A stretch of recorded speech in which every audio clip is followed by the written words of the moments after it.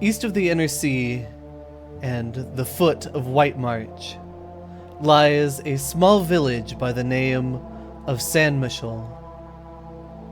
Within this town lies an apothecary, Gardane's Garden. Gardane Slate Stacklin tends to his herbs before entering his home and shop.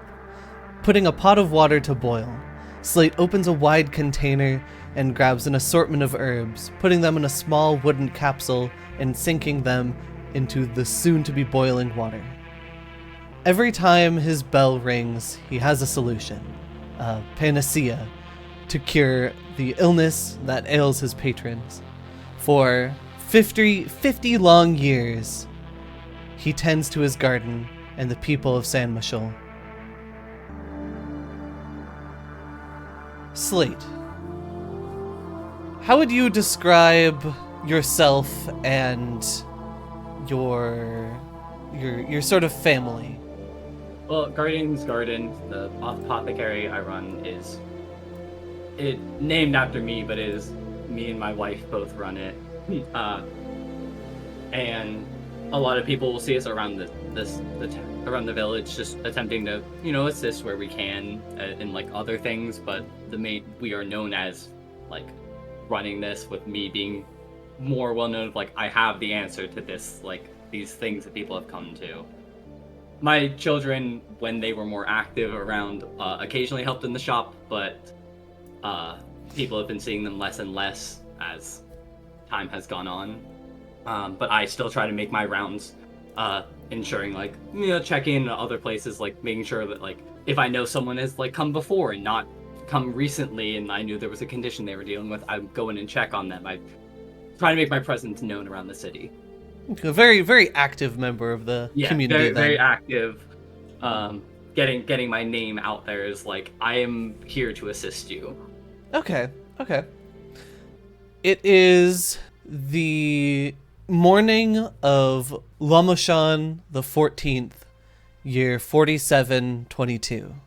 Lamoshan being October-ish, or in our sort of yearly calendar. You wake up one morning, and you go through your sort of morning routine, and you notice your children come in, or one of them. What are the names of your children? I have a son named Grim, and then his younger sister is Briar. Okay. You see Briar come in, and she is stumbling. It just looks like she's tired at first, but you notice something is like off. He would anything he is currently working. If there's someone else in the shop, which it sounded like it was morning, so no, but he would immediately put down anything he has and rush over. Briar, are you doing okay? I just don't feel really good, Dad. And you knew for a couple days now, around probably like 5-6 days, she's had this sort of fever. You now see like a small amount of like rashes on one of her arms, and the way she's walking, she's like, you can tell her like legs are shaking. We can get you to your bed, and I can get some pulses to put on those. Just relax. Bringing her to her room. Do you think Grim and Briar would share a room, or they would have different rooms? They probably have different rooms. Okay. So you set Briar up and like get her to lay down and get her some medicine, and then just knowing that Grim has also been having the same sort of feverish symptoms, you go in and you see that Grim is still at least trying to sleep, laying down, and you notice a lot of these same sort of issues, like the rashing starting on one of their arms, and the same sort of sickness. Yeah, he would immediately get to work on trying to get like ointments and other things to put on it. And we'll sort of zoom out here, and look at how this sort of sickness started with this fever, then weakness in the muscles, rashes across the body, a nasty cough.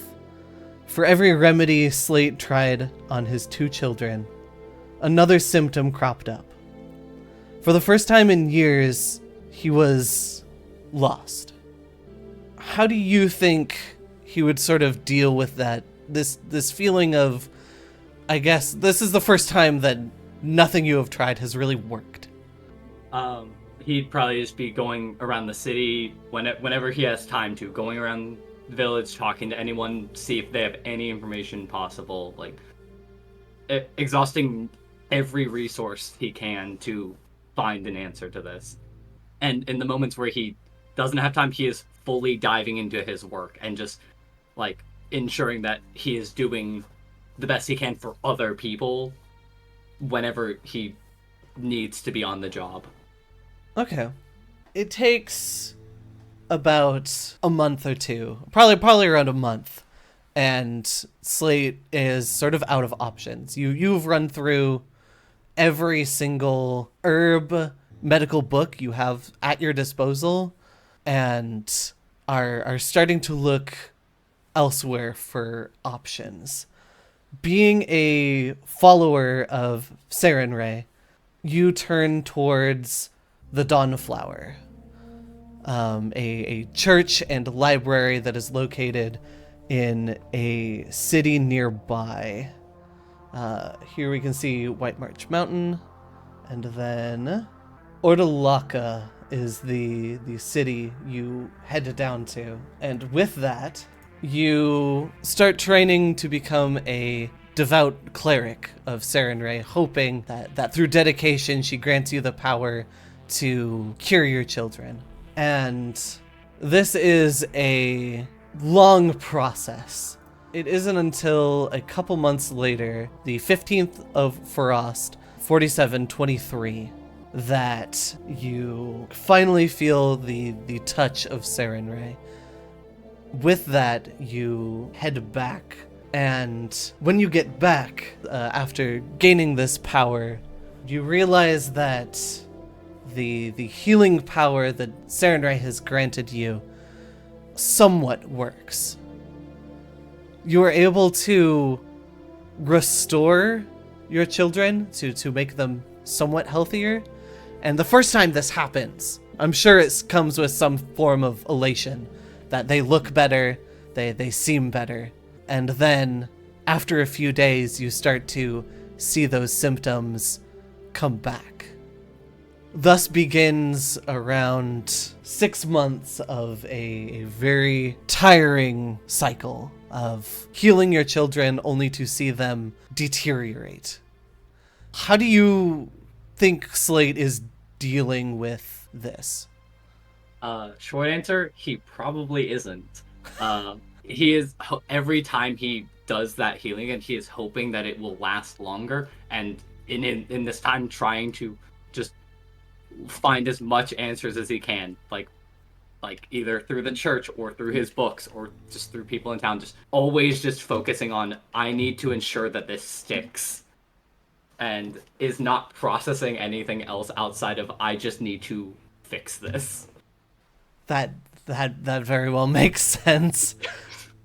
During this sort of this research, you find you don't know if it's like your sort of tired mind of thinking for like a cause for this, but 2 weeks before the symptoms started to settle in on your children, that sort of fever started, there was a large earthquake that racked the entirety of the inner sea that lasted an hour and a half. After a couple months or several months of caring for your children, seeing them go from better to worse to better to worse, you start to hear rumors of a new island that emerged in the midst of the inner sea, just south of Aspo Bay. These rumors grow to say that treasure and wishes are hidden behind swaths of monsters, as well as a great curse. What is Slate's reaction upon sort of starting to hear this rumor spread around town? He is seeing it as another opportunity to find answers, wishes, or whatever this new place has. It might have the answers he's looking for in terms of how to fix his kid, so they stop returning with these symptoms. Awesome. Okay, let me grab my cat real quick. Kick her out of my room. Shoo, Luna. Okay. So you see it as another opportunity. Yes. Do you think Slate acts on it immediately, sort of out of desperation? Or do you think he takes his time to sort of plan and prepare for it? No, he as soon as the idea of wishes and like this being like there's something powerful being concealed here, that is enough for him to start making the plans to head out. Like, I am going to tie up anything I have here. If I have people I need to treat before I go, but like he is stopping taking new people in. Like, he's preparing extra of things just in case people need it, but he is getting everything he can ready to get help as soon as possible. Okay. So you're not leaving the town to dry or anything like that. You're trying your best to make sure, even in your absence, that they're healthy and good. Yeah, he would have some stuff like extra various things that he knows are common stuff, like ready for people to use if needed.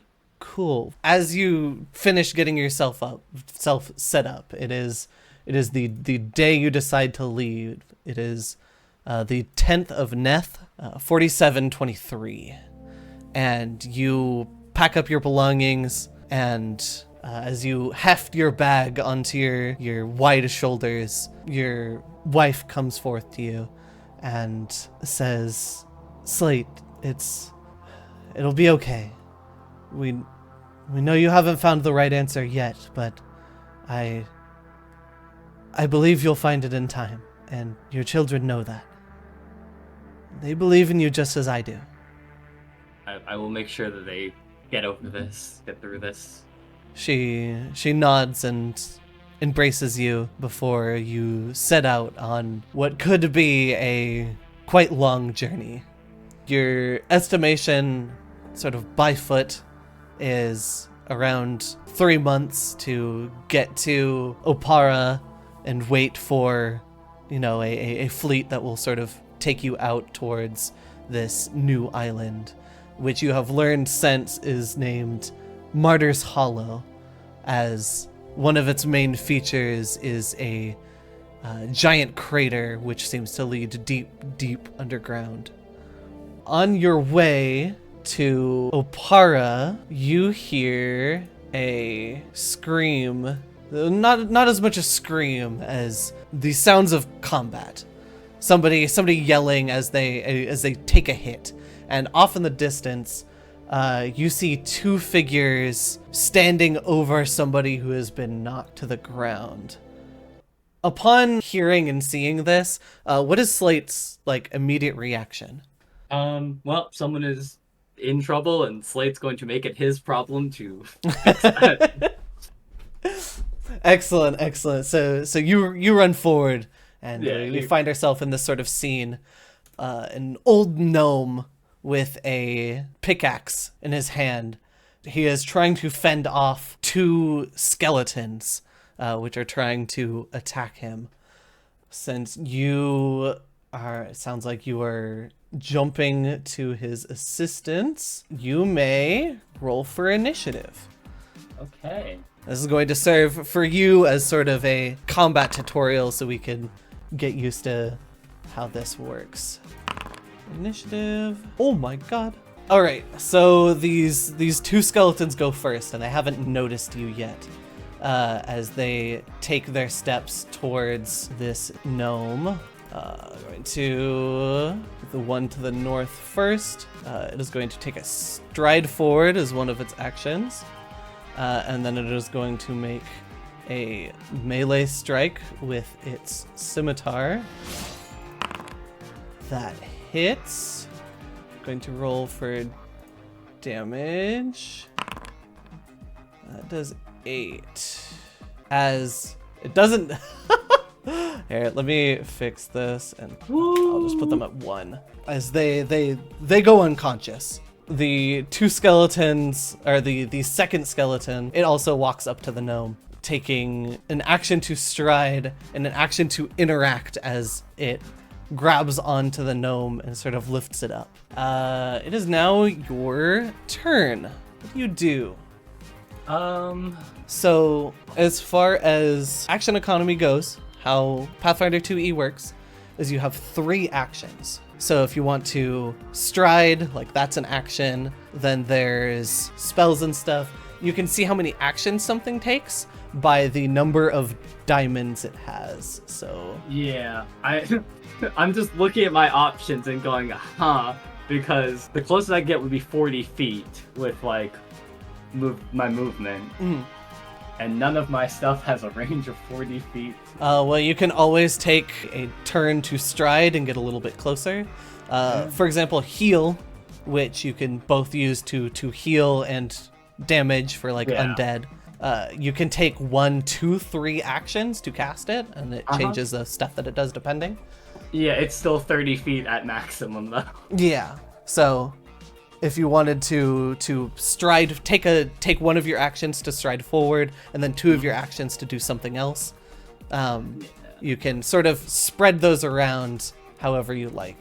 Yeah, I'm looking, I'm like, I don't think there's a way to interact with them this turn. They're too far, because I only have a 20 movement speed. You can also stride multiple times in a turn. You can use multiple actions to move. Oh, okay. Like if that's the case. Yeah. Daggers have a thrown property, right? Yep. Cool. Would it be possible to stride twice and then throw a dagger at one of them? Yes. We can just say that your dagger was already drawn. Okay.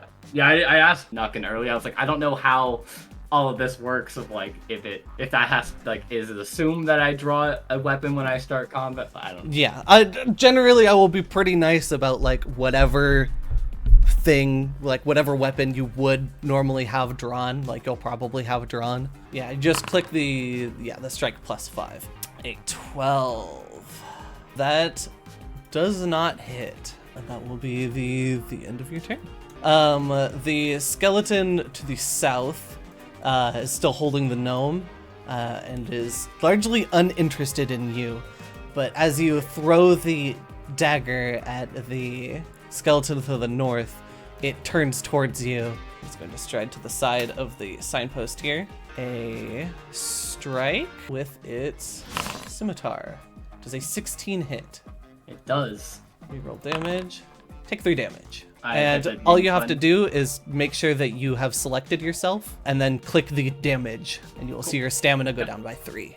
It has 1 more action left, so it is going to attack again with its scimitar. Every extra attack you take on a single turn, you get a -5 to that roll. With that, it's going to make another attack at -5. And it's going to roll a 3, which is a critical failure. As far as normal like attacks go, nothing happens on a critical failure unless you have a feat that says something happens. But generally, how critical failures and critical successes work, whatever the DC is, so like your AC is 15, question mark? Yes. If you roll 10 under that, then it is a critical failure. And if you roll 10 over the DC of whatever it is a critical success. If you roll a natural 20, then it bumps it up, whatever it would be. And if you roll a natural 1, it bumps it down 1. So technically, if you're fighting like a level 8 creature as a level 1, and you roll a nat 20, it would bring it from what is likely a critical failure still, to up to a normal failure. Woo. Or up from a failure to a success. Got it. So it just goes up by 1 stage rather than, you immediately do it the best that you do it the best that you possibly can, not you do it the best of anybody ever. Makes sense, yeah. Cool. With that explained and out of the way, that is the skeleton's turn. And you see the other one strike the gnome as it is unconscious. Now it is back to you. Is there any penalty from for doing a ranged attack while in melee range of someone else? Oh, no. There's no penalty for that. Cool. He is going to turn and aim his hand towards the one attacking the gnome and is going to use Divine Lance at it. Ooh. It is a make a ranged spell attack against the target's AC. So I assume I just hit the cast button for that? Yep. If you press the cast button, then it should bring up the thing. And then you can click the attack button there. 17. A 17, that hits. Roll damage. Fucking great. Oh. Yeah. Alright, that is 2 spirit damage. Yeah, spirit damage. So despite that being a somewhat low roll as far as damage goes, you see, like, you blast out some of the ribs off of this skeleton, and it seems to be pretty, like, decently low. And then I have one more attack, right? Or one more action, I guess? One more action, yep. Cool. I'm going to cast heal at a range of touch on the skeleton in front of me to do damage to it. Oh, okay. I assume this is an undead. Yes. Cool. Oh. Then I select the skeleton and do save basic fortitude. It fails. Cool. Oh, it got really close to crit failing. Cool. Roll healing. You see the bones on it start to glow with this divine light as skeletons start to move in more mechanical sort of patterns. I'm trying to think of the best way to put it. It certainly looks weak, very weak. The skeleton that is attacking the gnome is going to drop the gnome to the ground and take a stride over to you and make a strike. It's a 9. That is going to be a miss. That is going to make another swing. Oh! Huh. Well, that is going to hit. Yep. Roll Yep. damage. 5 damage. Alright. Well, I'm into my HP at this point.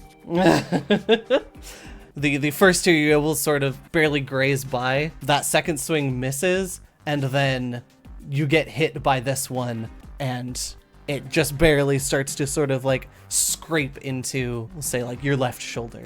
And with that, the other one is going to take a step back. Actually, it's going to take an action to sheath its scimitar and then draw its short bow. And it is now your turn. With me having thrown the dagger earlier, do I have would it be an action to like draw a different weapon still? Yes. Okay. That's not worth it then. My other weapon I have gives me a circumstance bonus if I attack multiple things. But I don't have it drawn right now, so that's not worth the time for that. Yeah, I guess I'll just try to strike with the my dagger at the one next to me. Woo! This is a good time to talk about hero points, Miles. So you can spend a hero point to re-roll any roll. All right.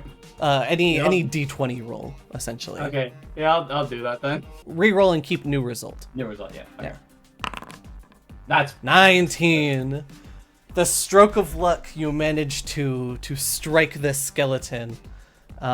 Give me roll damage for me. yeah. Slate sees that there's a dying creature on the ground and is like, all right, I gotta go faster. That'll do it. Your dagger connects with its brittle bones, and they shatter under the knife. Cool. And then he's gonna Divine Lance the other one. 15. 15. This would be at multiple attack penalty -5, since this is your second attack in the turn. Yep. Oh, cool. I didn't know spells had the same thing. Okay, sorry. Yep. It is anything with the attack trait. So you can see how there's like attack, cantrip, concentrate above. Yeah. Yeah, anything with the attack trait, if you do it multiple times in the turn, you start suffering from multiple attack penalty. Got it. Okay. So The good news is, either way, it wouldn't have hit. So, no. Smiles. Fucking skeletons have more AC than me.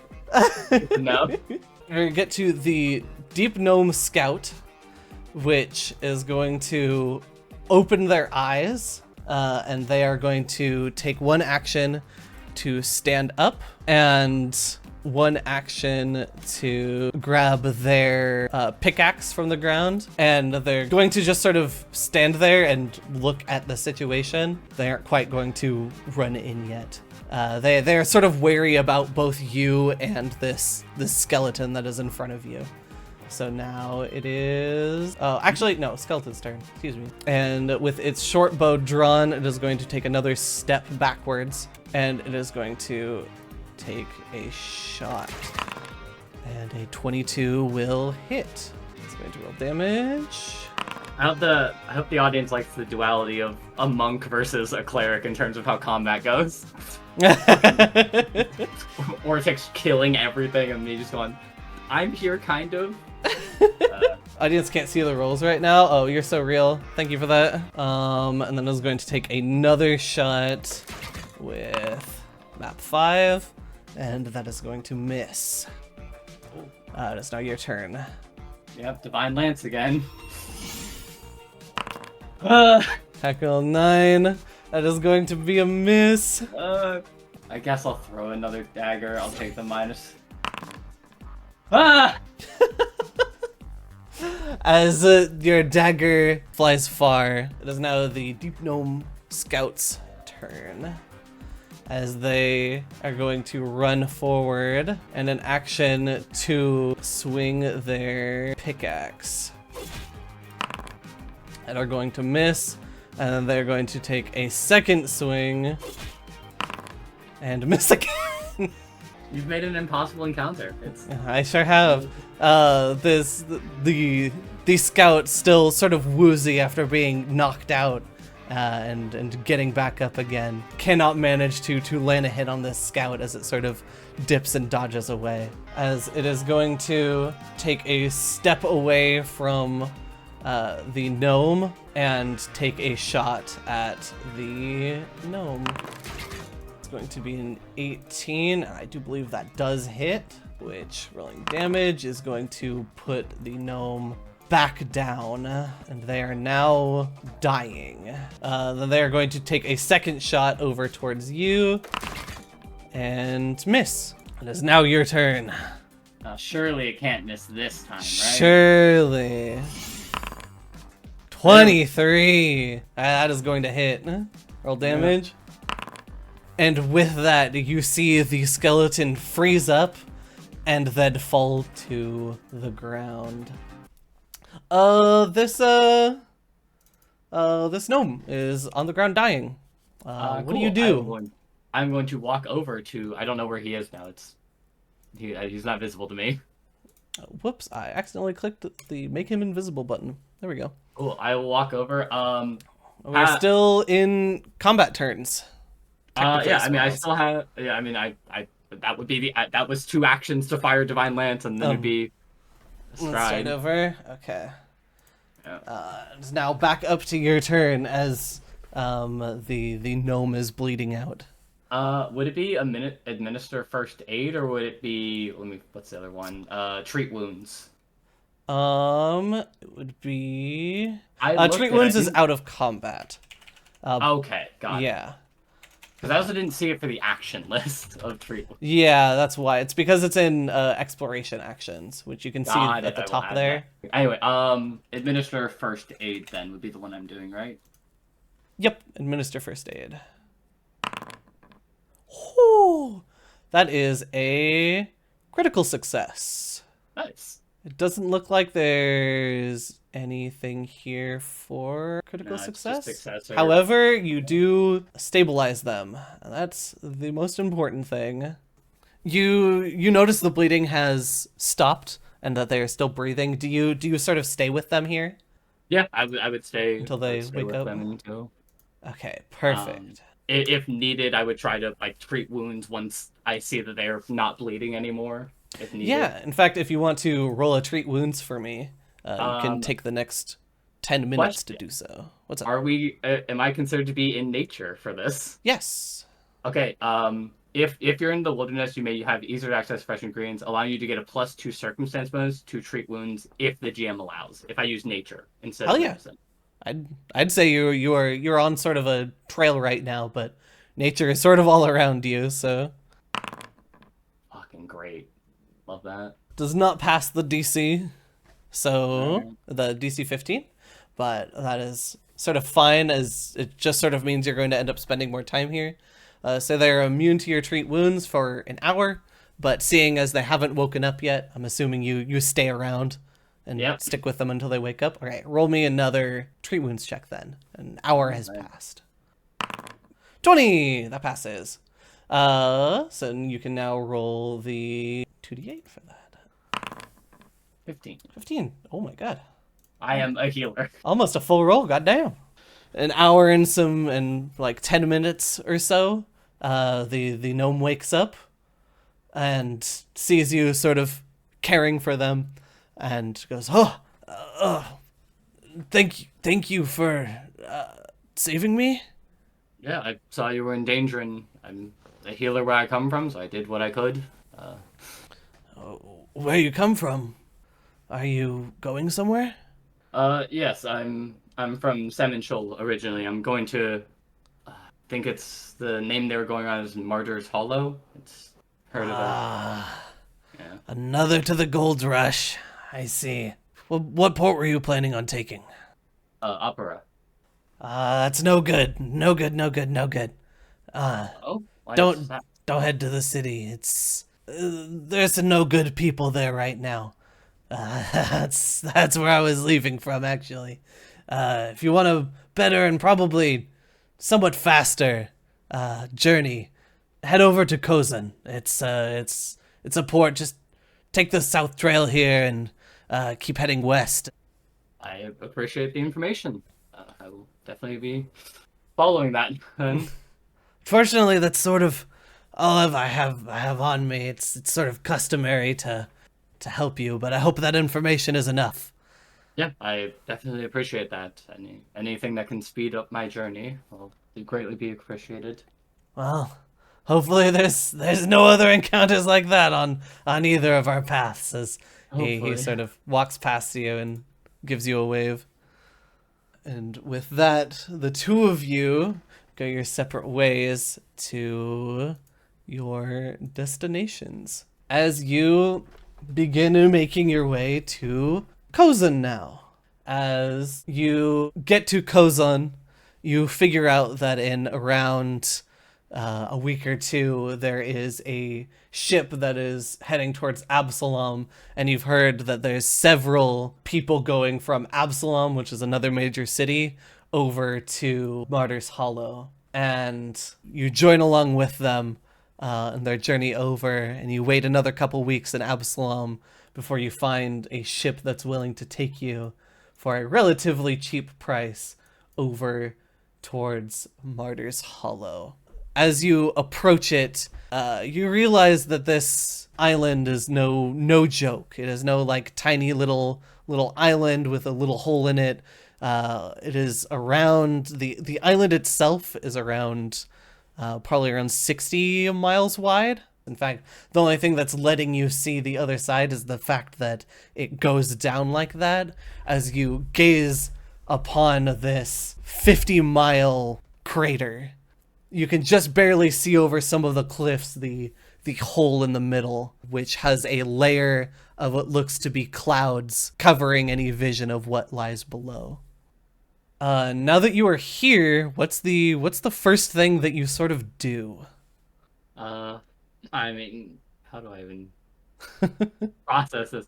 No, he would probably be heading to like any like just listening around town or possibly even asking people of like what is the situation with like the rumors that he had heard, like this curse that is preventing people from getting these treasures. Like what is the actual like thing that people hear or know about it? Okay. Try to learn as much as he can about the what's up. All right. So as you're sort of going around, you get the feeling very much of this, the sort of state of this gold rush town, that everything has been sort of like made in haste, of people trying to go down into the hollow and people there to help sell stuff to the people who are about to go into the hollow, and with that, there are people to help provide for the people who are selling stuff. And so this whole town has sort of grown in the matter of, from what it sounds like, around year and a half ish, 2 years, has just sort of exploded. And it's hard for you to hear a lot of stuff. Like, most of the people you're talking to are like, oh yeah, the riches down below. Surely there is plenty, and anybody who goes down there comes back rich. And it's only a couple people who look sort of sickly, who you find that have come up from the hollow. In fact, we'll say one of them that you see comes up to you as you're sort of asking around, and it's like, you don't want to go down there.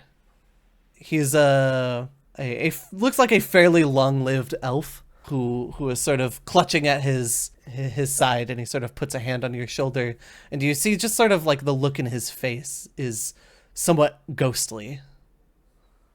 Why do I not want to go down there? It's something about coming back.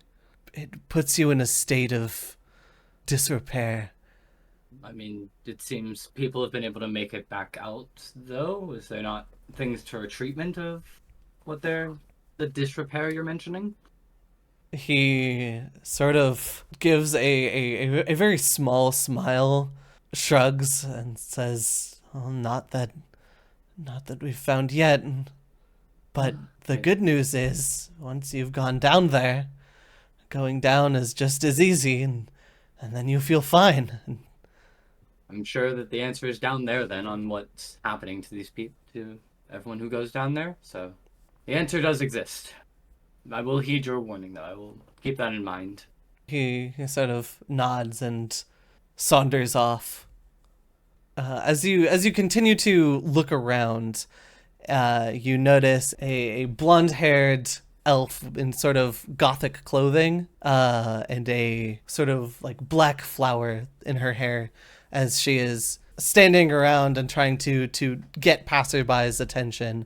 After looking like towards her for a little bit, you notice that she is trying to talk to anybody who looks even somewhat like an adventurer, like has weapons on them and so on and so forth. And she goes up to them and then is getting sort of like turned down. She then locks eyes with you. Oh no, she's seen my orange scimitar that I have at my side. Oh no, they're an adventure.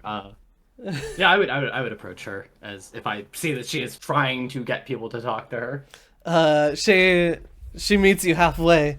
It's like, hi, I'm Lilith Orphine. A pleasure to meet you. And she puts her hand out. Guardian Stacklin, but a lot of people know me as Slate. As she walks up to you and shakes your hand. Are you planning on going down into the hollow? If it's possible.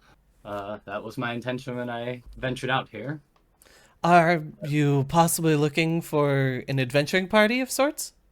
Yeah, I feel more people might be helpful, and whatever the other people who have come back have said they've encountered down there, I think handling it as a group probably be smarter. She smiles wide and beckons you along. It's like, come then. I have just the place for you. We can get you situated, set up, and hopefully send you down when we manage to find the rest of a party for you. That sounds great. Bringing you into a fairly small building, you notice as you walk in to what is labeled the Mortician's Aid. There's sort of paraphernalia around the room, sort of like skulls and certain banners and some other stuff. It is somewhat off-putting walking in. Would you like to make a religion check to see if you recognize some of the baubles? Sure. And Why not? Blind GM roll? Yep, blind GM roll. Okay, cool. You recognize some of this paraphernalia as idols, what would be sort of like a cross and a large flower for the Dawnflower and Sarenrae. is the sort of skulls and banners in here for the god Pharasma. And upon looking around, you can sort of connect Lilith's clothing to make the assumption that she is more than likely a cleric, just as you, just for a different deity. Do I know anything about what Pharasma's domain Yes.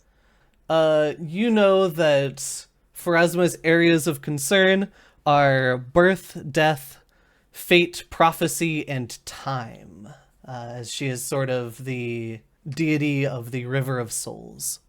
Got it. He's just not going to address it right now. He's just kind of take a mental note of who he is working with.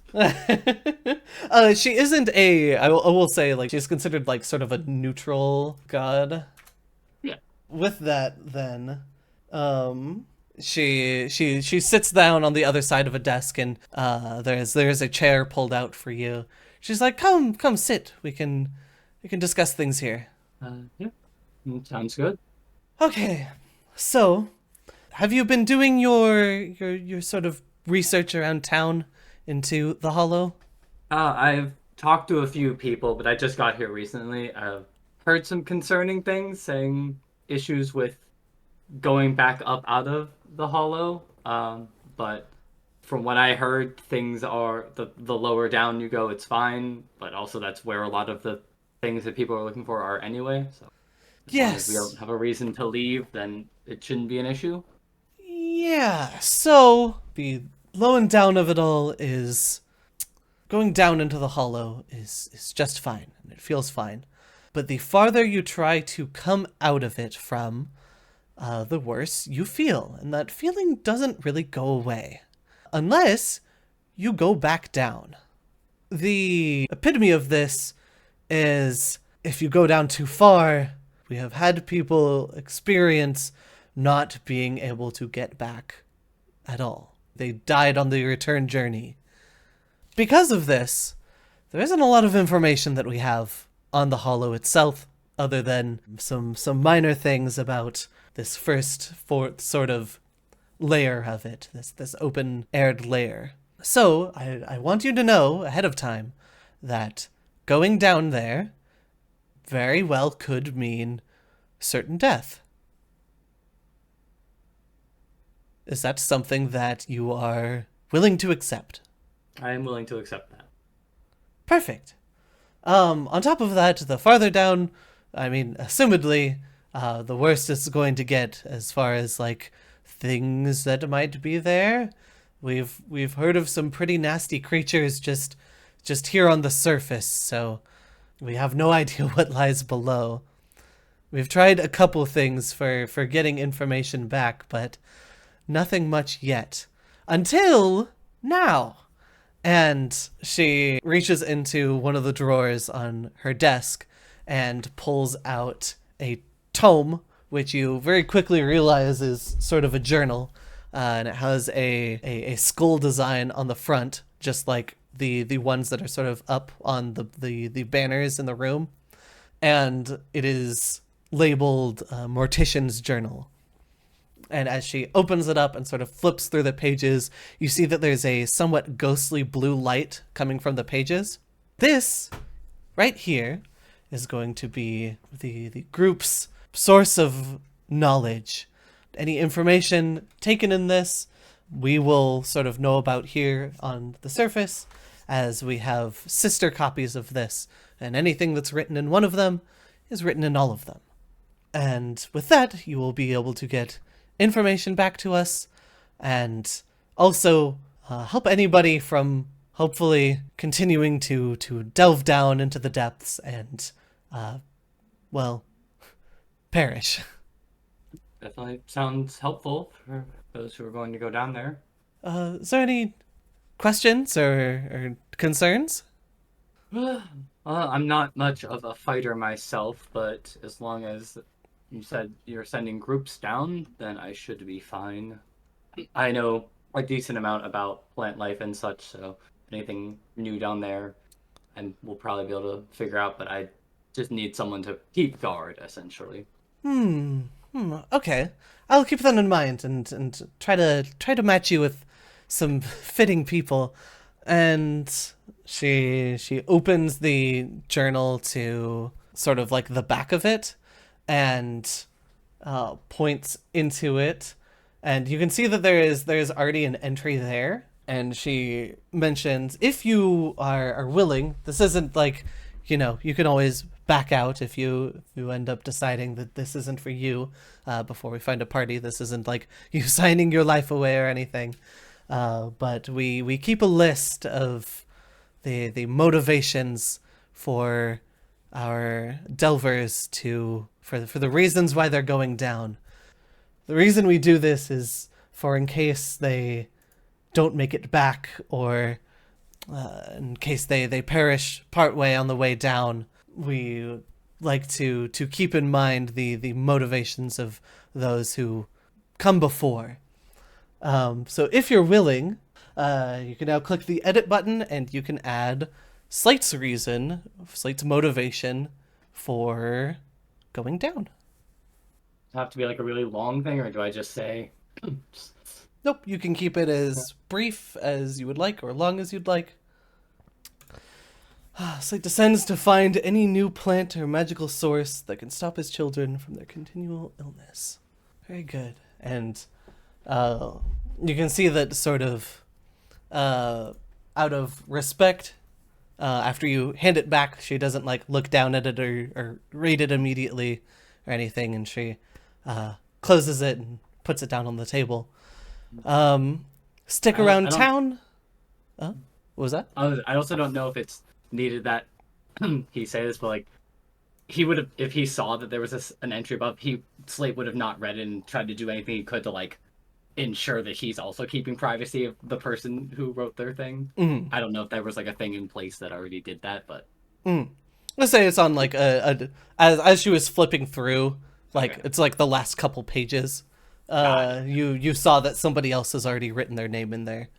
With that, then she closes it up and puts it back in the drawer, and she gives you a nice wide smile and says, "Well, stick around town, and hopefully here shortly we will have a party for you. I will also offer there are rooms here if you would like to stay here." Temporarily, we do have a guest room or two, if the cost of inns is too much. Well, I appreciate all of that. I will look around town and see what I come around. Perfect. Excited to be working with you. Slate, was it? Yes. And she sticks out her hand one more time for a handshake. He shakes her hand, kind of nods, thinking about what might be down there. He's signed himself up for. And with that, we have our second member of the Mortician's Aid. Yahoo!